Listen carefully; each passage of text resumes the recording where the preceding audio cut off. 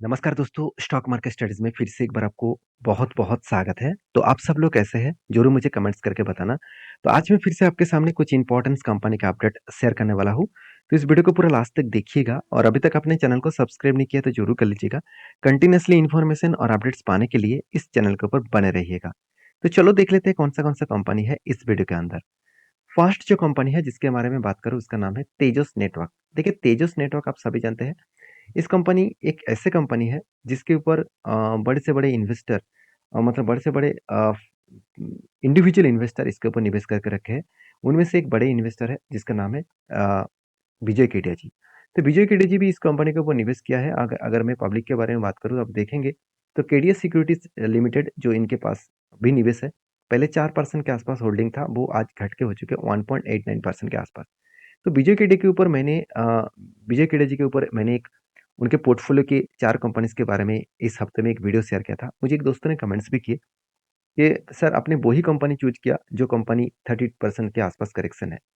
तो मेरा कहने का मतलब है कि आपको कौन-सा कंपनी चाहिए? जो कंपनी लगातार हाई करते चले जा रहे हैं, उसके ऊपर निवेश करना? ऐसे बिल्कुल मत करिए। आपको वॉरेन बफेट जी की बात सुनकर काम करना पड़ेगा क्योंकि वॉरेन बफेट जी हमेशा कहते हैं कि अगर अच्छा फंडामेंटल कंपनी हो, अच्छा फाइनेंशियल कंपनी हो और उसका फ्यूचर ग्रोथ अच्छा है, उसका मैनेजमेंट टीम अच्छा है और उस कंपनी अगर आपको डिस्काउंट में मिले, ध्यान से देखना सुनना इस बात को, वो कंपनी आपको डिस्काउंट में मिले, उससे बढ़िया अपॉर्च्युनिटी और आपको नहीं दिखेगा। कहने का मतलब क्या है? कहने का मतलब ये है कि जो विजय केडिया जी की मैं जो 4 कंपनीज़ के बारे में चर्चा किया हूँ, वो चारों के चारों कंपनी आज डिस्काउंट में है, मैं मानता हूँ। मगर चारों के चारों कंपनी का फंडामेंटल एंड फाइनेंशियल अच्छा खासा ग्रोथ देखने को मिलेगा। तो उसमें से एक कंपनी है तेजस नेटवर्क, ये भी कंपनी अच्छा खासा कंपनी है। इस कंपनी के ऊपर आपको कोई भी टाइम में प्रॉफिट ग्रोथ देखने को नहीं मिलेगा, मगर सेल्स लगातार बढ़ता हुआ देखने को मिलेगा। हर साल में कंपनी सेल्स को बढ़ाते चले गए, मगर प्रॉफिट में उतना ज़्यादा ग्रोथ नहीं है, ज़्यादा से ज़्यादा टाइम आपको लॉस दिखेगा। अभी क्वेश्चन यहाँ पे ये आएगा कि लॉस मेकिंग कंपनी के ऊपर क्या काम करना चाहिए? देखिए लॉस क्यों हो रहा है वो समझिए पहले। देखिए कंपनी का जो लॉस हो रहा है वो एक्चुअली कंपनी का एक मैन्युफैक्चरिंग कंपनी है, तो कंपनी एक सर्विसेज कंपनी है। तो उस बेसिस में कंपनी के जो टेलीकॉम सेक्टर के साथ कंपनी जुड़े हुए हैं, जहाँ पे 4G, 5G इस तरीके से कम प्रोडक्ट के ऊपर कंपनी काम कर रहा है।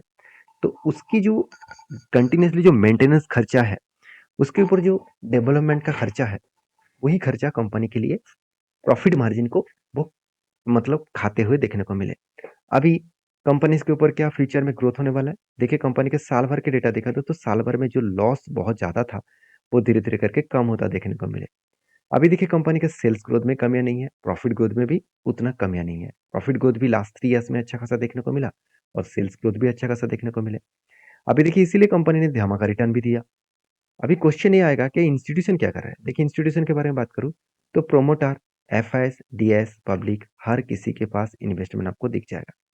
प्रोमोटर के पास भी होल्डिंग्स है। देखिए खुद एफआईएस क्या कर रहा है? खुद के होल्डिंग को धीरे-धीरे करके बढ़ाते चले जा रहे हैं। डीएस ने भी होल्डिंग बढ़ाया। तो क्या लॉस मेकिंग कंपनी के ऊपर हम लोगों को तकलीफ होगा? क्या इंस्टीट्यूशन को तकलीफ नहीं होगा? तो इंस्टीट्यूशन खुद बाय कर रहा है तो मतलब कुछ ना कुछ तो बड़ा होने वाला है। तो मैंने एक टेक्निकली चार्ट पैटर्न आपके साथ शेयर किया था, वो बहुत दिनों तक टाइम लगा दिया। देखिए मेरे एक एनटीबी है, कप विद 100 पैटर्न्स के बाद एक ब्रेकआउट हुआ, ब्रेकआउट कंफर्मेशन भी हुआ और यहाँ पे रिट्रेसमेंट भी हुआ। और रिट्रेसमेंट होने के बाद देखिए इतने दिनों तक एक ही रेंज के ऊपर कंपनी ट्रेड करते जा रहे हैं। तो मुझे लगता है वो टारगेट देने में थोड़ा-सा टाइम लेगा। अगर टारगेट होगा, मेरा टारगेट लेकर मैं चलो 1021 रुपीज़ के आसपास। जो टारगेट निकल के आ रहा है करीबन 32% के आसपास। ये टारगेट कितने दिनों में होगा वो तो मुझे पता नहीं है, अगर 1 साल में मिले तो भी मेरे लिए बढ़िया बात होगा। क्योंकि एंट्री लेवल से अभी करंट जो लेवल चल रहा है वो करीबन 179 डेज़ एटलीस्ट आप बोल सकते हैं 6 मंथ के आसपास हो चुके हैं। तो कोई बात नहीं, अभी भी तो 6 मंथ है, तो 6 मंथ के अंदर-अंदर भी टारगेट मिले तो अच्छी बात होगा। मुझे लगता है यहाँ पे 200 डेज़ ईएमए नज़दीक हो रहा है, तो यहाँ से एक रीबैक करने का चांसेस रहेगा। तो बाकी तेजस नेटवर्क के ऊपर आपकी क्या राय है ज़रूर कमेंट्स करके बताना। नेक्स्ट जो कंपनी वो है एस्ट्रल। देखिए एस्ट्रल के ऊपर थोड़ा-सा रिस्की ज़ोन देखने को मिला है, वो मैं आपको सबसे पहले चार्ट पैटर्न में दिखाऊँगा। देखिए मैंने क्या बताया कि एक कफ बना, उसके बाद 1 बार, 2 बार, 3 बार यहाँ पे हैंडल क्लियर हुआ। तो फाइनली देखिए यहाँ पे क्रब बनने के बाद यहाँ पे ब्रेकआउट हुआ। मुझे ब्रेकआउट कंफर्मेशन इस कैंडल के ऊपर चाहिए। मुझे कंफर्मेशन आज तक नहीं मिला, तो मैं इंतज़ार कर रहा हूँ क्योंकि यहाँ पे शोल्डर बना, फिर से एक बार शोल्डर बना, फिर से मुझे लग रहा है जो करेक्शन हो रहा है, यहाँ से फिर से एक शोल्डर बनेगा। तो आप कहेंगे सर रिस्की ज़ोन कहाँ पे है? देखिए यहाँ पे जो 200 डेज़ है इसको ईएमए को कंपनी ने क्या किया टच किया। अगर इस 200 डेज ईएमए और यहाँ पे जो स्ट्रांगली सपोर्ट है, इस लेवल के नीचे अगर ट्रेड करना स्टार्ट करे तो एक बड़ा सा फॉल देखने को मिल सकता है और नेक्स्ट जो लेवल है वो लेवल का मतलब है 1641, इस लेवल तक आने का चांसेस दिखेगा। तो एक एक करेक्शन मोमेंटम शायद दिखे, तो अभी तक मेरा तो कोई एंटी लेवल्स नहीं है, तो मैं इंतजार करूंगा जब ब्रेकआउट होगा तो मैं एंटी लेने के लिए। बाकी एस्ट्रल के ऊपर एक ही बात कहूंगा, एस्ट्रल इंडिया के सेकंड लार्जेस्ट कंपनी बन चुका है। ठीक है, नंबर वन कंपनी कौन है? सुप्रीम इंडस्ट्रीज लिमिटेड है। तो सुप्रीम इंडस्ट्रीज लगातार ग्रोथ करते चले जा रहे हैं, उस बेसिस को कंपनी एस्ट्रल नंबर वन में था, वो सेकंड पोजीशन में आ चुके हैं। अभी इस कंपनी के ऊपर एक ही बात कहूंगा, कंपनी के ऊपर दो पॉइंट्स मुझे बेस्ट लगा। दो पॉइंट्स क्या है, ध्यान से देखना इस चीज को। कंपनी क्या किया, इस बार कंपनी खुद के डेप्थ को और भी कम किया। जो पिछले बार डेप्थ था उससे भी कम हुआ। कितना डेप्थ कम हुआ, चलो यहाँ पे हमको आपको दिखा देता हूँ। देखिए बोरिंग्स के बारे में बात करूँ तो कंपनी का जो बोरिंग्स है वो 98 करोड़ के आसपास था, वो कम होकर 87 करोड़ बना। उसके बाद देखिए फिर से 98 करोड़। तो आप कहेंगे सर डेप्थ कहाँ पे कम हुआ? वो डेप्थ आपको ईयर ऑफ ईयर बेसिस में दिखेगा। तो ईयर ऑफ ईयर बेसिस में मतलब देखिए 2022 में डेप्थ कितना था 98 और इस बार डेप्थ कितना बना 87। तो क्वार्टर को भूल जाइए, तो ईयर ऑफ ईयर बेसिस में कंपनी का डेप्थ जो है वो कम हुआ।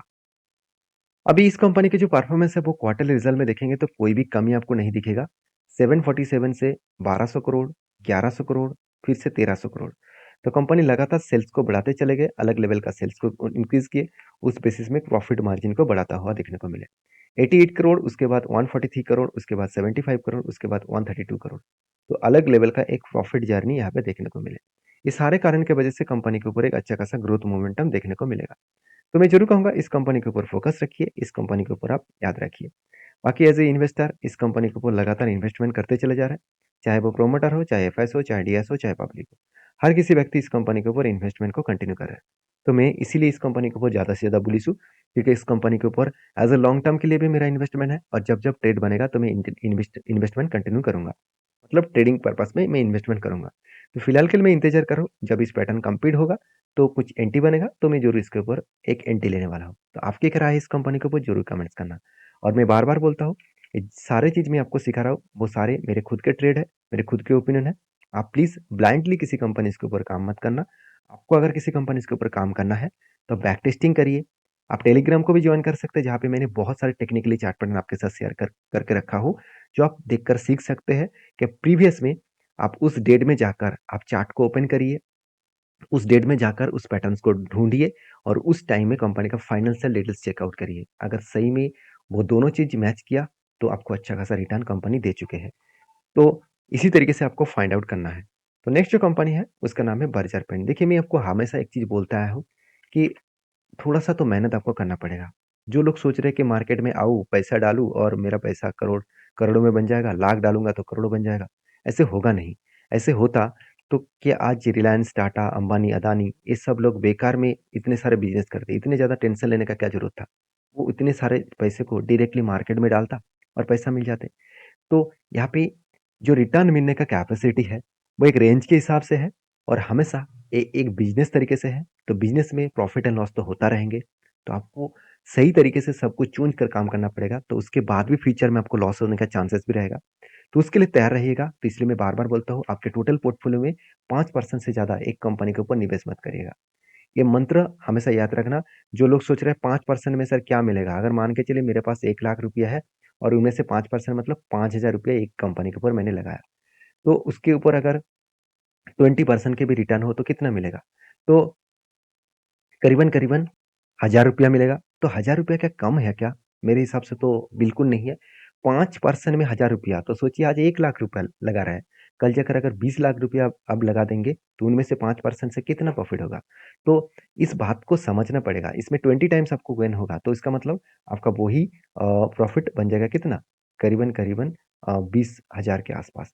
तो कहने का मतलब है कि जब आप इन्वेस्टमेंट बढ़ाएंगे तो आपका परसेंटेज भी सेम होना चाहिए और आपको रिटर्न भी सेम तरीके से मिलेगा। तो आप इस सारे चीज़ों को जब ध्यान से देखेंगे ना तो सब कुछ आपको क्लियर दिखेगा।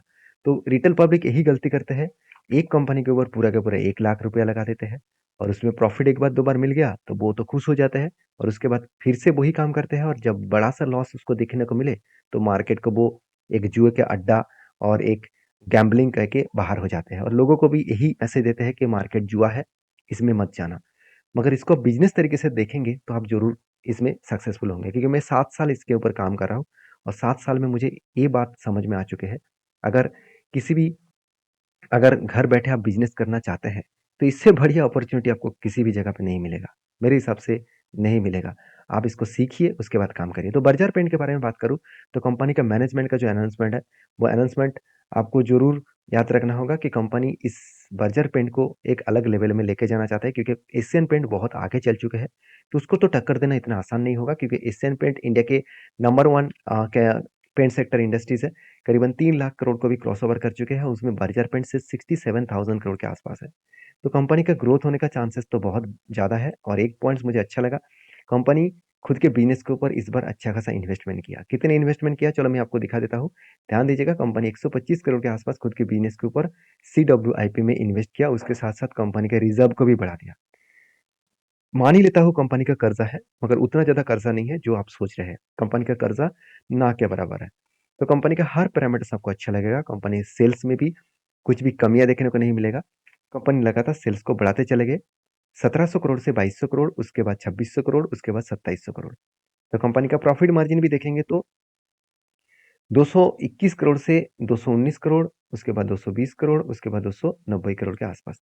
तो प्रॉफिटेबिलिटी जो है वो लगातार बढ़ता हुआ देखने को मिल चुके हैं। तो मैं ज़रूर कहूँगा इस कंपनी के ऊपर फ़ोकस रखिए, इस कंपनी के ऊपर स्टडी करिए, उसके बाद काम करिए। तो ब्लाइंडली किसी कंपनीज़ के ऊपर काम मत करिएगा। और बर्जर पेंट के ऊपर as a investor continuously holding को कंटिन्यू कर रहा है, क्योंकि हर कोई इंस्टीट्यूशन इसके ऊपर रहना चाहते हैं। क्यों रहना चाहते हैं? क्योंकि इस कंपनी अच्छा खासा रिटर्न जो जनरेट करके देते हैं, उसके साथ-साथ कंपनी में दम भी है, आगे बढ़ने का हाई ग्रोथेबल पोटेंशियल भी है। तो इस कंपनी के ऊपर मैं एक ही बात कहूँगा, कंपनी का जो टेक्निकली चार्ट पैटर्न्स बना है, तो बर्जर पेंट के ऊपर मेरा बहुत पहले से एक एंट्री था। Cup with 3 bar handle pattern किया था, ब्रेकआउट भी किए और टारगेट के नज़दीक जाकर ही रिवर्सल किए। तो आप कहेंगे सर क्या आपने यहाँ पे एग्ज़िट किया? नहीं, मैंने एग्ज़िट नहीं किया, क्योंकि मैं टारगेट लेने होने के बाद ही एग्ज़िट करता, तो उससे पहले ही रिवर्सल कर गया। कोई बात नहीं, मैं इंतज़ार करूँगा, थोड़ा-सा टाइम ले सकते हैं, उसके बाद अगर टारगेट हो तो कोई बात नहीं। तो टारगेट बनने जा रहा है करीबन 23%, अगर मुझे 1 साल के अंदर-अंदर टारगेट मिले, तो भी मैं खुश हूँ। तो बाकी आपको हमेशा इस तरीके से रूल्स को फ़ॉलो करके काम करना पड़ेगा। अगर आप रूल्स को फ़ॉलो करके काम करेंगे तो आपको हमेशा प्रॉफ़िट मिलेगा। तो नेक्स्ट जो कंपनी है उसका नाम है फ्रैंकलिन इंडस्ट्रीज़ लिमिटेड, जो कंपनी एक अच्छा खासा आपको स्प्लिट देने वाला है। कंपनी 11 तारीख को आपको 1 के बदले 10 शेयर में देने वाला है, क्योंकि इसका 10 का फेस वैल्यू ₹1 होने वाला है। तो जो लोग स्प्लिट के शौकीन हैं, स्प्लिट और बोनस पाना चाहते हैं, तो इस कंपनी के ऊपर रिसर्च करिए, उसके बाद काम करिए। वीडियो में अगर जानकारी अच्छा मिले तो प्लीज़ लाइक करना, दोस्तों के साथ भी शेयर करना और टेलीग्राम को भी जॉइन कर सकते हैं, जहाँ पे लर्निंग पर्पस में सारे अपडेट आपको मिलेगा। तो मेरे वीडियो से आपको सारी चीज़ सीखने को मिलेगा। कोई भी मेरे तरफ से कोई भी टिप्स ट्रिक्स नहीं है, कोई भी टिप्स भी नहीं देता हूँ और मेरे तरफ से कोई भी आपको ₹1 भी चार्जेस में कभी नहीं लेता हूँ। अगर आपको काम करना है तो प्लीज़ सोच समझ कर काम करिएगा। मिलते हैं नेक्स्ट वीडियो में, तब तक के लिए धन्यवाद।